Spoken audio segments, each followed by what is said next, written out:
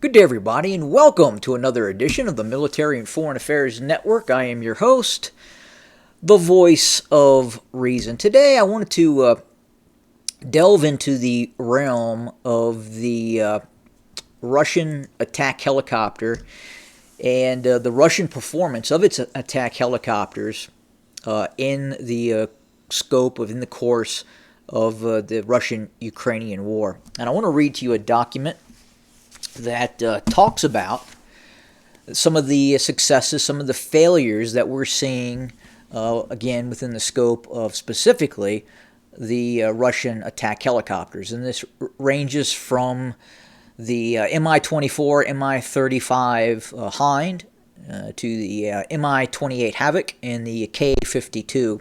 The Ka-52s are normally used with special operations forces and at night. It appears to be their most capable helicopter.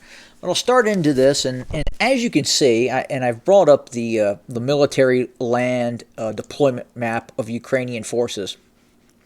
So you can see it is an incredibly target-rich environment. And for those of you in the American military who hearken back to the days of Iraq and Afghanistan, where H-64 Apaches roamed over the battlefield, and oftentimes were able to see enemy forces at great distance and engage those enemy forces with Hellfire missiles and a lot of times with a 30 Mike cannon as well. And I think us here in the American Army anticipated that we would see very similar operations by Russian attack helicopters, especially the Mi-28 Havocs and the Ka-52s, in relative performance to at least for instance, like the Cobra Viper that the Marines use, and very similar to early versions of the H-64 Apache that we observed both in the first Gulf War and the second Gulf War. So I'm going to start into this, and what made me really delve into this was seeing those that video footage in which you would see a Mi-24 Hind, you would see a Ka-52 attack helicopter pitch its nose up 10 to 30 degrees and then fire a barrage of rockets, I guess allegedly, towards a Ukrainian position. And this document explains why the Russians are doing that. And no, this is not an effective method of engaging the enemy that the Russians are using. This is because the threat from anti-aircraft fire and even at times anti-tank guided weapon systems have become very, very prevalent, and Russian attack helicopters or attack helicopter pilots are very worried about getting too close to Ukrainian lines because they become susceptible to that air defense fire. So this is going to be a lengthy article, and I'm going to go ahead and start reading it for you, where you can yourself don't have to read it and can simply listen to the voice of reason. So here it goes. Russian attack helicopter performance and employment. Alongside the Su-34 frontal bomber fleet, the dominant ground attack platform in the Russian air campaign has been the Ka-52 Alligator attack helicopter. Alongside Mi-28 Havoc and Mi-24 Hind gunships, the Ka-52 fleet conducted aggressive hunter-killer sorties at very low altitude against Ukrainian forces during the early months of the war. These sorties were generally flown in pairs and used a combination of unguided rockets and cannon fire against troop concentrations and soft-skinned vehicles and anti-tank guided missiles, ATGMs, against armored vehicles and other hardened targets. In Kherson and Zaporizhia oblasts in the south, where Ukrainian air defenses took particularly heavy damage in the initial strikes on 24 February, hunter-killer sorties from the Ka-52s were observed penetrating up to 50 kilometers into Ukrainian-controlled territory during late February and early into March. Ka-52s and Mi-24s also escorted Mi-28, Mi-8, and Mi-17 transport helicopters carrying Russian airborne troops into Hostomel Airport on the first day of the invasion, with at least one Mi-24 being shot down by a Javelin anti-tank missile used in direct attack mode, and a K-52 forced landing after taking small arms fire.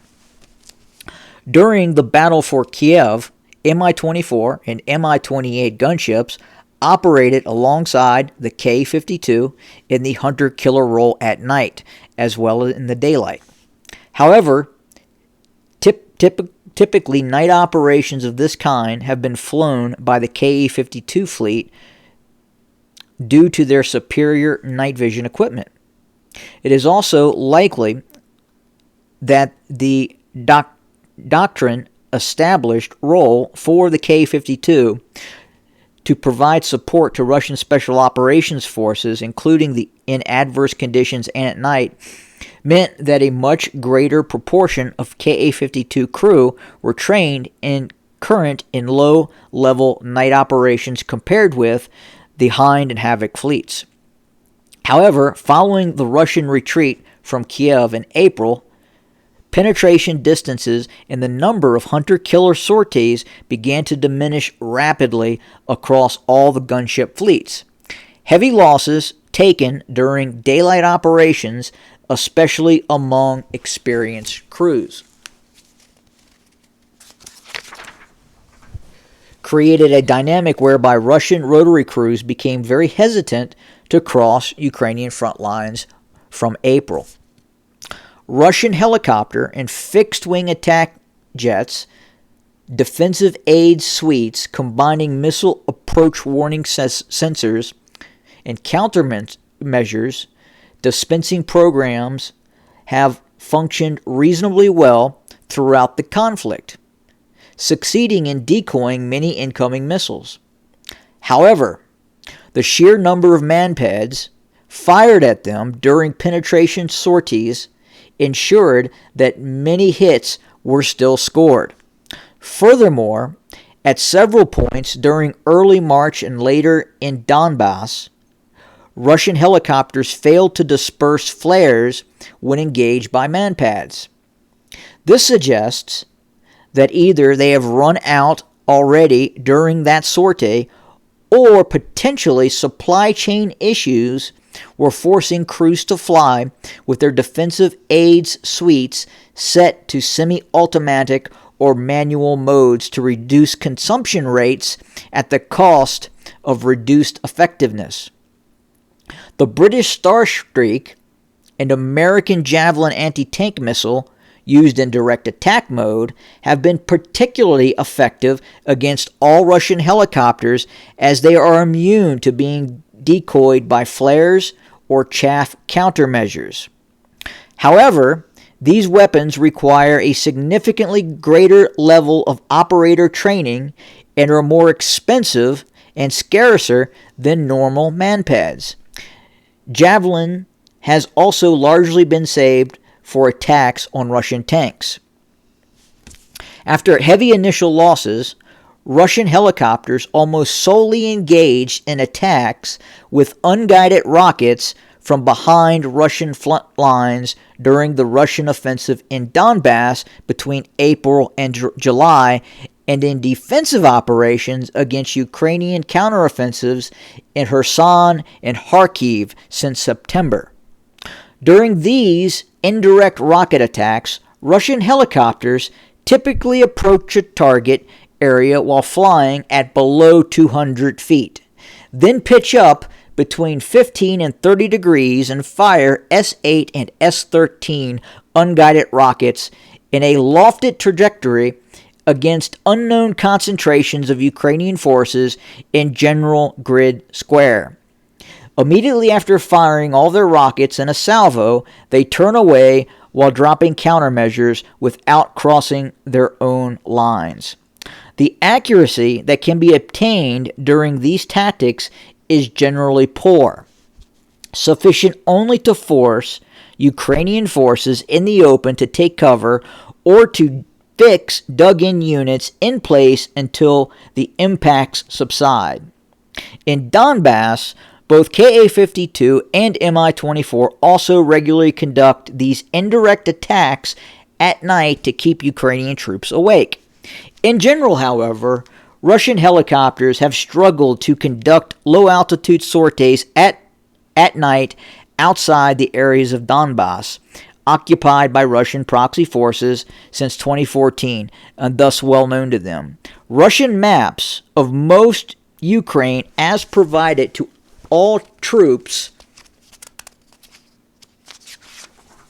are often decades out of date, and helicopter crews are no exception, making low-level flight at night very hazardous since obstacles are unlikely to be mapped. Anti-tank guided weapons are sometimes also used by gunships to attack Ukrainian positions or vehicles that can be spotted and identified without crossing the lines. Now, this is very important, this next segment. Pay close attention to this part.